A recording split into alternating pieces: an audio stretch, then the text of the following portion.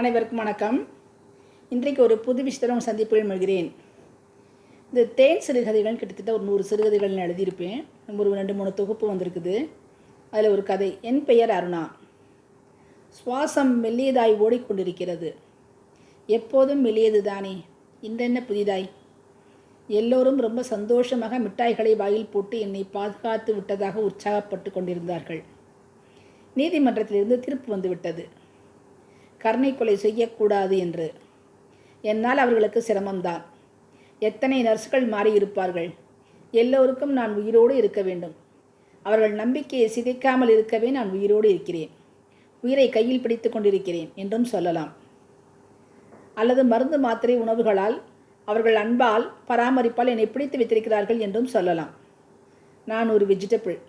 Medical லாங்குவேஜில் சொன்னால் coma patient, மூச்சு விடும் உயிரினம். இதயம் மட்டும் தாறுமாறாய் சீரற்று துடித்து கொண்டே இருக்கிறது. மூளை செயல்படவில்லை என்று சொல்கிறார்கள். அது அவர்களுக்கு. எனக்கு செயல்படுகிறது, ஆனால் ஏதும் செய்யத்தான் முடியவில்லை. 38 நீண்ட ஆண்டுகள். எதற்காக மருந்தும் உணவும் கொடுத்து காப்பாற்ற வேண்டும்? ஏனெனில் நான் அவர்களுள் ஒருத்தி. என்னை அவர்கள் அவர்களாய் உணர்கிறார்கள். அவர்கள் நம்பிக்கையை காப்பாற்ற நான் உயிரோடு இருக்கிறேன். மெடிக்கல் மிராக்களாக இருக்கலாம். எனக்கு நடந்த அநீதி அவர்கள் ஒவ்வொருவருக்கும் நடந்ததாக வருந்துகிறார்கள். அவர்களின் நம்பிக்கையின் சாட்சியாய் நான் மூச்சு விட்டு கொண்டிருக்கிறேன்.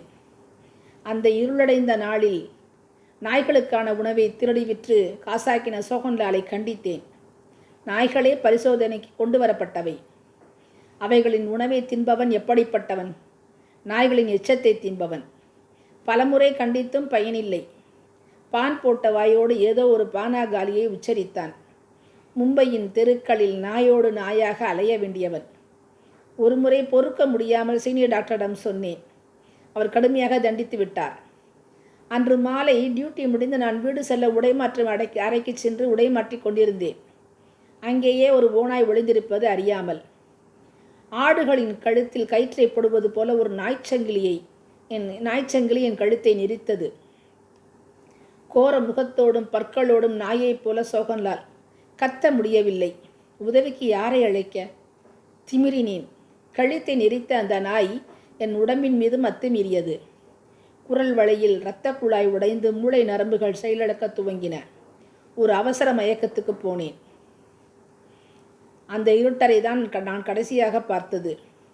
இப்போது என் கண்கள் விழித்திருக்கின்றன என்றாலும் எதுவும் சரியாக பதியாமல், புரியாமல். என் நகை, பணம், பாட்ச் எல்லாம் எடுத்துக்கொண்ட அவன் தெருவுக்கு தெரு அலையும் வெறிநாய் போல வெளியேறினான். அவனுக்கு தண்டனை கிடைத்தது. பின் வெளியேறி வேறு இடங்களில் வேலை செய்ய சென்று விட்டான். என்னை கண்டுபிடித்து சிகிச்சை அளித்தபடி பராமரித்தபடி இருக்கிறார்கள், அனைவருமே முகம் சுளிக்காமல். நான் இப்படி விழுந்ததும் என் காதலன் காணாமல் போனான். அவனோடு பனிமலை சிகரங்களில் ஏறவும், கப்பல்களில் மிதக்கவும், விமானங்களில் பறக்கவும் முடியாது என முழுதாய் அறிந்த பின் பிரமிடுக்குள் இருக்கும் மம்மியைப் போல என்னை போட்டுவிட்டு போய்விட்டான். என்றும் உயிர்க்க மாட்டாள் என. சுற்றியிருந்த சொந்தக்காரர்களுக்கு அவரவர் வேலைகள்.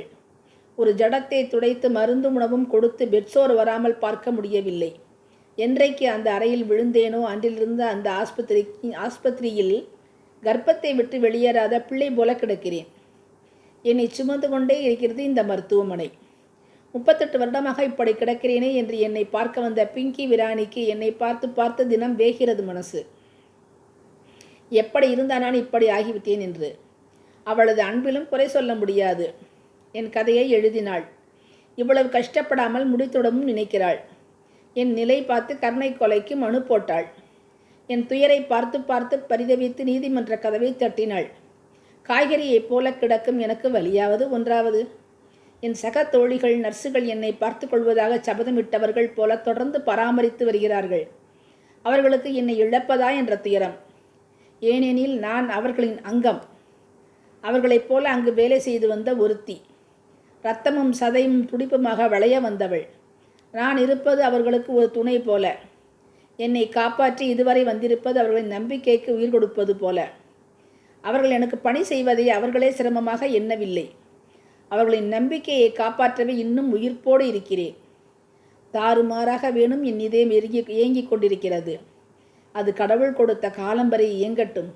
அவர்கள் வெளியே இனிப்பை உண்டு கொண்டிருக்கிறார்கள் என் உயிர்ப்பால். என் சந்தோஷம் அசைவற்ற கண்வழி வழிகிறது. கைகள் உறுதியாய் இன்னும் என் எதிரிக்கும் என்னை விட்டு சென்றவர்களுக்கும் என் உறுதியை, என் இருப்பை, என் வாழ்வை பறைசாற்றுகிறது. நன்றி.